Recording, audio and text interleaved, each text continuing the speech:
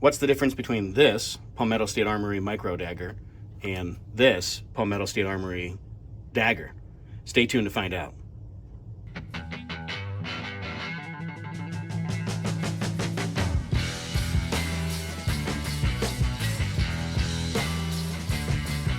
What's up, everybody, and welcome back to the channel. VP Tactical here. And if you've been hearing anything about these pistols, or maybe you're new to the Palmetto State Armory game in general and some of the lineup and things that they offer, this is their Dagger series pistols, particularly the Dagger Compact here, and then the Micro Dagger. So a lot of these are gaining notoriety, particularly for their price point among other factors. And we're going to talk a little bit about the differences between the two of them. And if you like this video, certainly hit that like and subscribe button. That would certainly help support my channel, and I'd greatly appreciate it. And so let's dive right in. And so talking a little bit about these two pistols, what's the main difference? Why favor one versus the other? Well, the standard Dagger, this is the one that came out first from Palmetto State Armory. This is a Glock 19 variant. Now, this is in the Compact series, and they also have a Compact S, which is also known as their full size, which is the equivalent of a G17, or a larger grip variant of this, which has a higher round capacity magazine inside of it.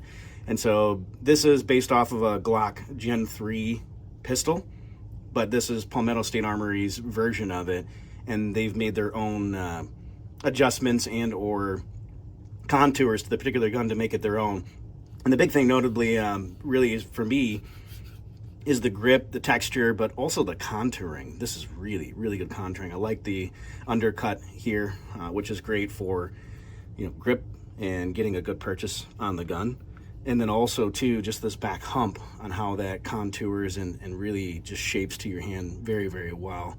It does have a split trigger, so this is actually going to be similar to your Smith & Wesson style triggers, if you will, but it still retains a similar, somewhat mushy feel like the factory Glock triggers do. So just something to be aware of. But I've seen these things going anywhere from, I don't know, $250, $300, something like that, some of them plus. And there's options too to get optics cut, as there are with,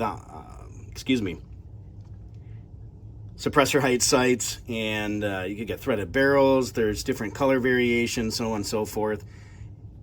PSA really knocked it out of the park on this particular pistol, and they've been proven to be quite reliable for the most part. And I say that for the most part. The very first iterations of these had some issues with the firing pins, but beyond that, since PSA's production's been phenomenal, and we've seen folks that have had 1,000, 2,000, 3,000, 4,000 plus round count through these things with no issues. Any pistol's going to have wear and tear items. You could always keep an extra firing pin or other pieces along in your range bag just to make sure that you have backup pieces in case something does run afoul. But so far mine have been phenomenal relating to the particular Dagger and the Compact Dagger.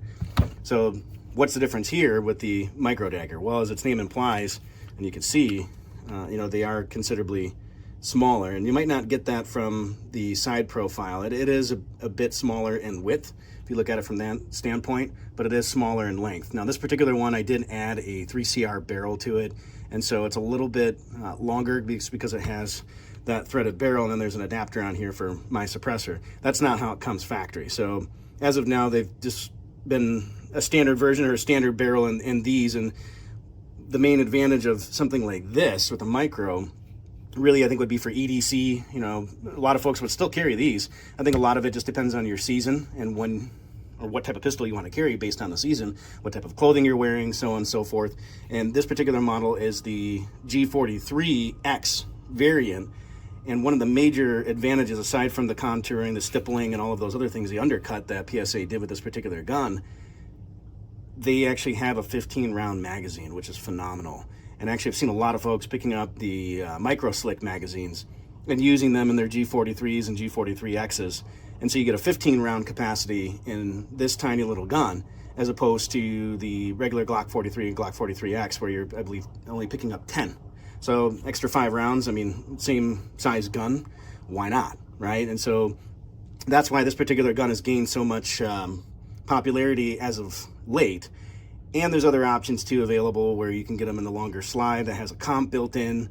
as well as longer slide with a longer barrel. So there's different options there, just as there are with the compact model. It just depends on what features are important to you, how much you want to spend, so on and so forth.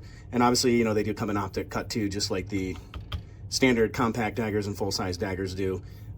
This particular one doesn't have an optic on it as of yet, but eventually it'll be wearing one. So at any rate, that's my short comparison between the two pistols. Triggers are pretty much about the same. Other than that, you know, really the big kicker is the size and the round count. So these ones, with the standard compact, you're going to see a 15 round magazine capacity. So they both have the same capacity.